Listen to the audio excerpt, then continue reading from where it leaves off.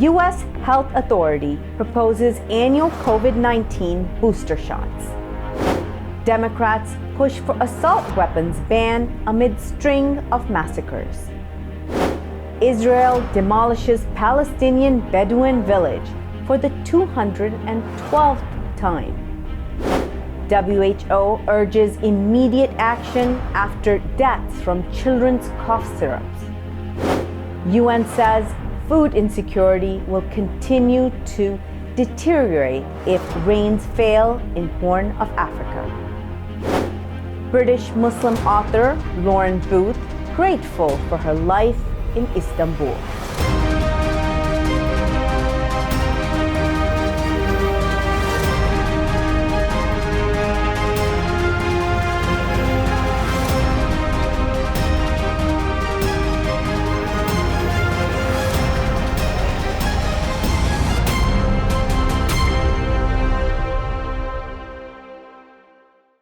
From Washington, D.C., this is the Muslim News on Muslim Network TV. Assalamu alaikum, I'm Hena Zuberi. Our top story tonight. U.S. health authorities outlined a new plan on Monday for Americans and their COVID-19 booster shots. The Food and Drug Administration, or FDA, released a briefing document ahead of a Thursday meeting of the agency's vaccine experts. They will be proposing an annual COVID-19 vaccine for most adults, similar to the influenza shots. The FDA says the annual administration of an updated vaccine appears to be reasonable. But it also says that any plans for updated COVID-19 vaccines must account for the time required to produce sufficient vaccine doses. Any updated vaccine would be produced in time for deployment by September of each calendar year, the document says. On Monday, a group of Democratic lawmakers introduced legislation that would ban the sale, transfer, manufacture, and importation of military-style assault weapons and high-capacity magazines and other high-capacity ammunition feeding devices. This was in the wake of 3 mass shootings over 8 days in California. Democratic Congressman David Cicilline of Rhode Island said in a statement, "It is far past time to reenact an assault weapons ban and get these weapons of war out of our communities." Congressman Jamie Raskin, the top Democrat on the House Oversight Committee, said late Monday, "This is a national emergency and Congress must act this week." But with Republicans in control of the House and the Senate clearly divided, any substantial legislative action on gun violence is unlikely. A gunman killed at least 7 people in the small California city of Half Moon Bay on Monday. Officers found a semi-automatic handgun in the suspect's vehicle. Monday's deadly shootings came after a gunman massacred 11 people in Monterey Park, California on Saturday. And on January 16, a teenage mother and her baby were among 6 people killed in a shooting in a home in California's Central Valley. According to the Gun Violence Archive, 39 mass shootings have taken place across the United States this month, leaving 70 dead and dozens injured. The U.S. Justice Department is suing Google, alleging the tech giant is violating antitrust laws. It accuses Google of using anti-competitive, exclusionary, and unlawful means to stifle competition for digital advertising revenue. Justice Department lawyers filed the antitrust lawsuit in conjunction with 8 states Tuesday in federal court in Alexandria, Virginia. Prosecutors said Google now controls the ad tech sector, forcing companies to use its technology for online advertising. Google has thwarted meaningful competition and deterred innovation in the digital advertising industry, the lawsuit alleges. U.S. Attorney General Merrick Garland said for 15 years, Google has pursued a course of anti-competitive conduct. He said it has halted the rise of rival technologies and manipulated the mechanics of online advertisement auctions. As a result of Google's dominance, website creators earn less and advertisers pay more, he added. A District of Columbia jury on Monday found 4 members of the far-right militia group guilty of seditious conspiracy and other charges related to the January 6 Capitol riot. Roberto Munuta, Joseph Hackett, David Morshall, and Edward Vallejo, leaders of the Oath Keepers, were found guilty of plotting to oppose by force the lawful transfer of presidential power. Trial evidence also showed the 4 men and others planned an armed, quick reaction force on the outskirts of Washington, D.C., the U.S. Department of Justice said. The federal law under which the men were charged was enacted during the Civil War. It says seditious conspiracy occurs when any 2 or more persons in any state or territory conspire to overthrow, put down, destroy by force, levy war against, or oppose by force the authority of U.S. government. The D.C. court also found the men guilty of conspiracies to obstruct the certification of the Electoral College vote and prevent Congress members from discharging their duties. The 4 will be subject to a maximum sentence of 20 years each in prison with potential financial penalties. Saudi Arabia will not normalize ties with Israel without a 2-state solution with Palestinians, the kingdom's top diplomat said. Prince Faisal bin Farhan Al Saud made the comment at the World Economic Forum in Davos, Switzerland. It came as Israeli Prime Minister Benjamin Netanyahu discussed normalization with Saudi Arabia in talks with U.S. National Security Advisor Jake Sullivan in Jerusalem. Prince Faisal told Bloomberg, true normalization and true stability will only come through giving the Palestinians a state. Saudi Arabia is the world's largest oil exporter and a close partner of the United States. It has repeatedly refused to normalize ties with the U.S. ally Israel due to the occupation of the Palestinian territories. The U.S. brokered Abraham Accords in 2020 saw the kingdom's neighbors, the United Arab Emirates and Bahrain, establish full diplomatic ties with Israel. Turkey's top religious body, Diyanet, announced plans on Monday to take legal action against a recent burning of the Quran by a far-right extremist in Sweden. The move comes days after a Danish far-right politician burnt a copy of Islam's holy book outside the Turkish embassy in Stockholm. Diyanet head Ali Erbas said the body's diplomatic attachés and consultants in 120 countries would be applying to the courts. Erbas said the Diyanet, an organization of Islamic cooperation, were planning on getting together for an online meeting on the subject on Wednesday.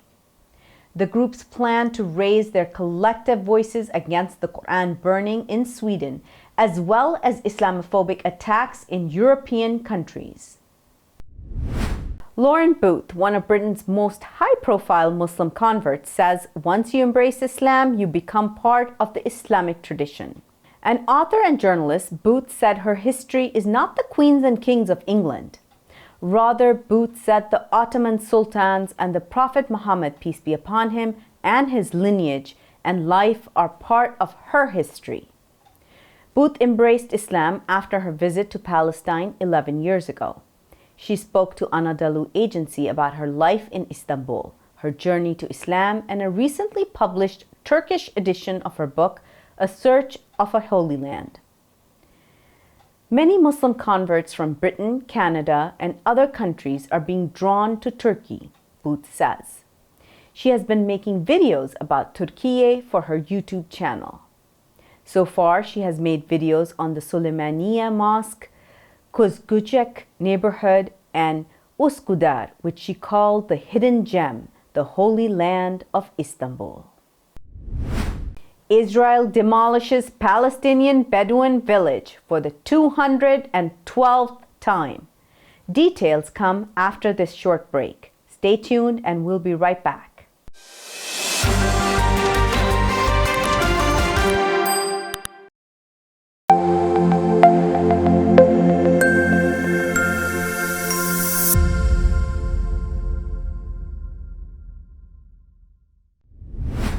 Welcome back. Israeli forces bulldozed the Palestinian Al-Araqib Bedouin village in the southern Negev region for the 212th time, local residents said on Tuesday. Israeli police forced villagers to leave their homes despite the cold weather to allow military bulldozers to tear down their dwellings, they said. Homes in Al-Araqib, inhabited by 22 Palestinian families, are built of wood and plastic. The village first was destroyed in 2010 and has been rebuilt after every demolition since. Israeli authorities claim the site falls under state land. Zotrot, a Tel Aviv-based NGO, said Al-Araqib village was built during the Ottoman period and its lands were purchased by residents. Israeli authorities seek to seize control of the lands and expel its residents. Dozens of villages and Bedouin communities are facing the same threat in the Negev area, according to Zotrot.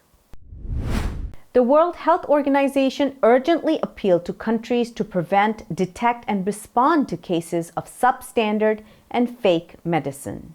In the past 4 months, several countries have reported incidents of over-the-counter cough syrups for children with confirmed or suspected contamination, said the WHO. They reported high levels of diethylene glycol and ethylene glycol. At least 7 countries reported cases, and there were more than 300 fatalities in 3 of the countries. The WHO said most fatalities are toddlers less than 5 years old. The contaminants are toxic chemicals used as industrial solvents and antifreeze agents that can be fatal. The World Food Programme on Monday said the humanitarian crisis in the Horn of Africa is expanding and deepening after 5 consecutive below-average rains. The UN agency said the upcoming March through May rains are forecast to be below average in the region.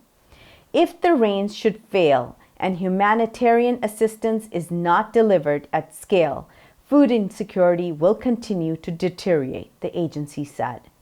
It noted that underdeveloped and drought impact on food and nutrition security has been devastating for Ethiopia, Kenya, and Somalia. Somalia is hardest hit by the drought, which has already displaced more than 1.3 million people. An estimated 22 million people across Ethiopia, Kenya, and Somalia are acutely food insecure because of the drought, the World Food Programme said. Roughly 5.1 million children across drought-affected areas in those countries are acutely malnutrition, with dire implications for their health, growth, and survival, it reported. An investing platform backed by Saudi Aramco and French soccer player Paul Pogba is launching a physical branch and bank accounts backed by gold in the UK. New York-based Wahid describes itself as a halal investing platform. It has opened a UK branch in a bid to target the country's 3.9 million Muslims with a Sharia-compliant investment management and advice service. The retail location has a similar design to an Apple store with digital displays inside and a bright sign displaying its logo outside. It is located on Baker Street in central London, opposite a branch of the UK's HSBC Bank. Khabib Nurmagomedov, Russian former professional mixed martial artist, is a promoter of the firm. Wahed also is debuting a debit card that allows users to deposit funds with an exchange-traded commodity that tracks the price of gold. Investors will be able to redeem the gold in their accounts for physical bars. Indian National Congress MP Rahul Gandhi said on Tuesday he will never go to the office of Rashtriya Sweva Sevak Sangh, or the RSS, citing ideological differences.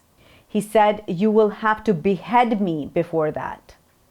Gandhi made the remark while speaking about his estranged cousin Varun Gandhi, who is a BJP leader. Gandhi said he can never support the BJP ideology his relative subscribes to. RSS is the far-right arm of the BJP. He added Varun Gandhi told him many years ago that the RSS is doing good work. Several people joined Gandhi in the Bharatiya Jadu Yatra. It is an ongoing mass movement the political party Indian National Congress started. It resumed in Punjab for Thanda, Hoshiarpur district Tuesday morning.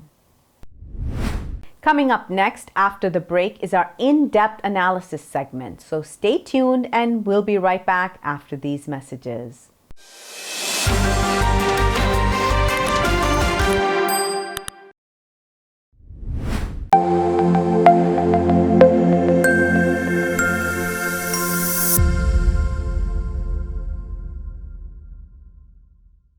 Welcome back.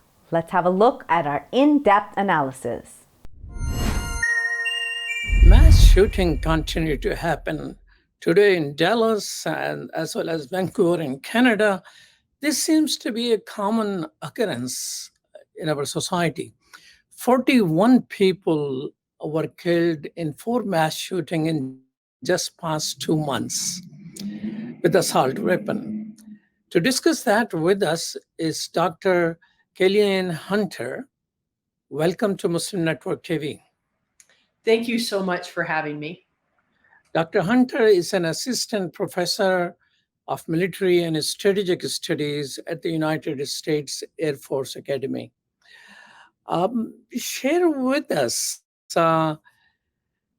what is an assault weapon which everyone seems to be after for?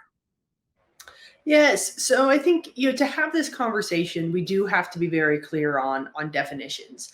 And what are commonly referred to as assault weapons is a category that's hard to define.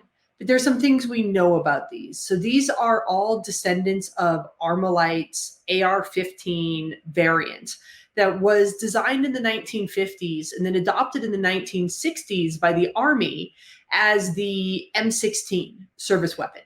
Seeing that this was super popular, Colt, who was the manufacturer, started selling these to civilians with a few slight changes. They took away the fully automatic fire and they took away the 3-round burst. But fundamentally, these are the same weapons that have, they are a center-fired rifle that we have.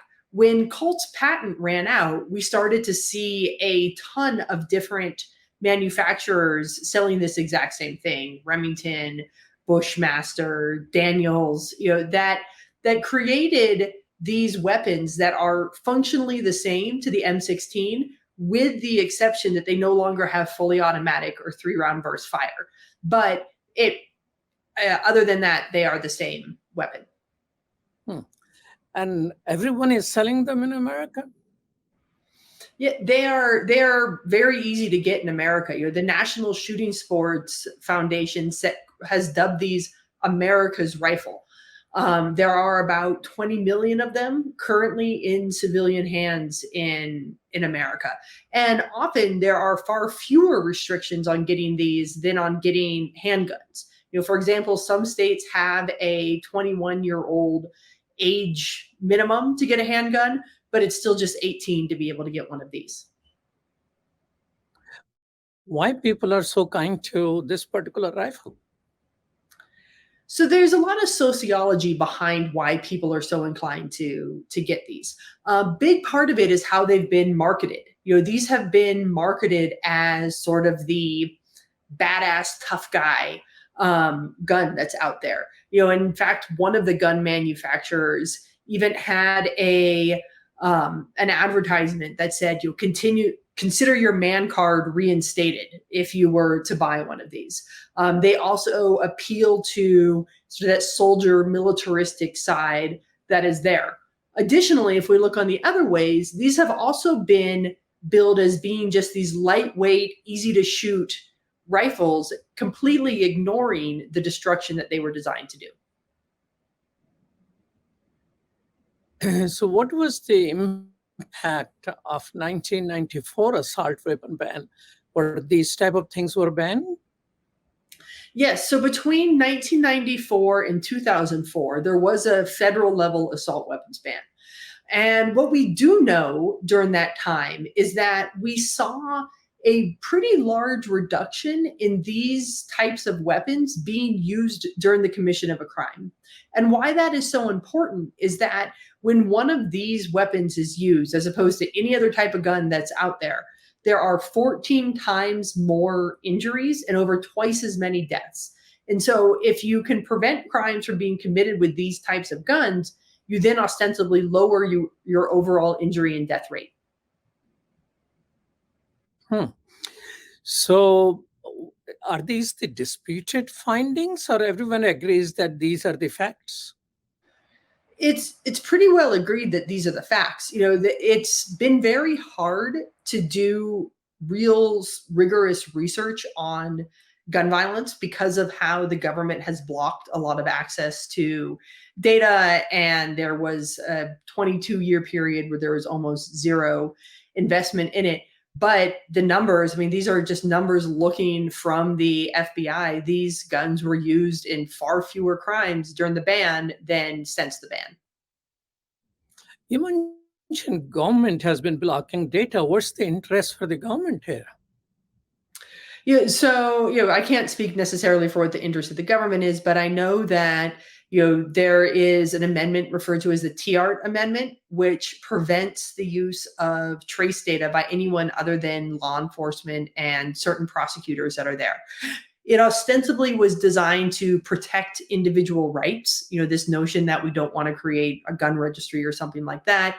But in reality, what it has done is it has prevented evidence-based research from really guiding the conversation. So the conversation keeps coming back to more and more emotion.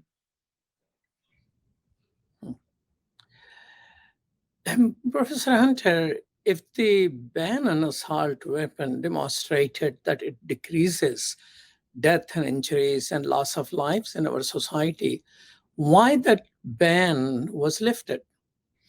Yeah, so there was a provision that it would last 10 years and then Congress would have to reinstate it, and they haven't. And I think if you look at some of the driving factors as to why, a large part of it was gun manufacturers like selling this gun. It makes them a lot of money. It's very popular. It's very easy to market. That is out there. So that's one reason that you have.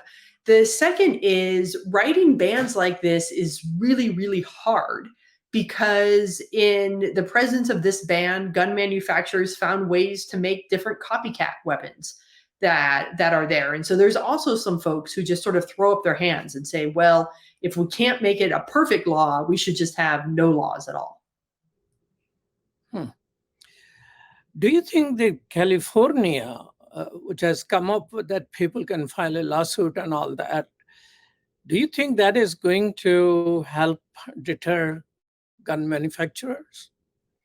It's going to be really interesting to see what happens with the California provision. I think they're taking a page out of some other laws, looking at other topics here about really giving private citizens the rights to come after here. So I think it's going to be interesting to see what it does. It certainly is a much more comprehensive approach than we've seen taken anywhere else.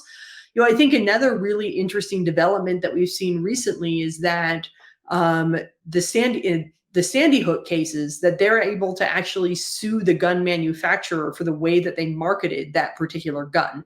And so we're seeing some real changes in how the legal system is saying that, the gun industry isn't above reproach here. They have a responsibility for who they sell guns to and how they're marketing these tools that were designed to kill.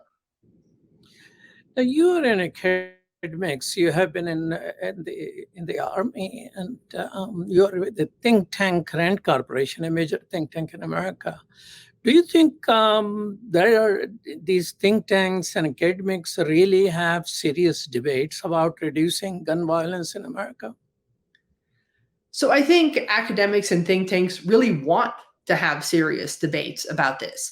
But, for 22 years, there was virtually zero federal funding. And to create a real robust body of scholarship, you need public investment. And I think you can contrast this to motor vehicle safety. There was a large body of academic literature that came out of universities, that came out of think tanks, focused on road safety, vehicle safety, driver safety, and all of these things together really allowed us to take a public health approach to save people's lives when they were driving. We haven't had the investment. We haven't had the access to data. And these things combined have made it hard to really build a strong and robust research community. There are people doing incredible work in this at UC Davis, at Johns Hopkins, at Rutgers University, at University of Colorado, at The Ohio State University, who are really building these communities, but it's going to take time because it's only been a few years since there's been meaningful federal investment. But I think it's encouraging that we're seeing a desire to really want to get to the evidence-based background here. Do you think the current legislation going through the Congress will have some major impact in this area?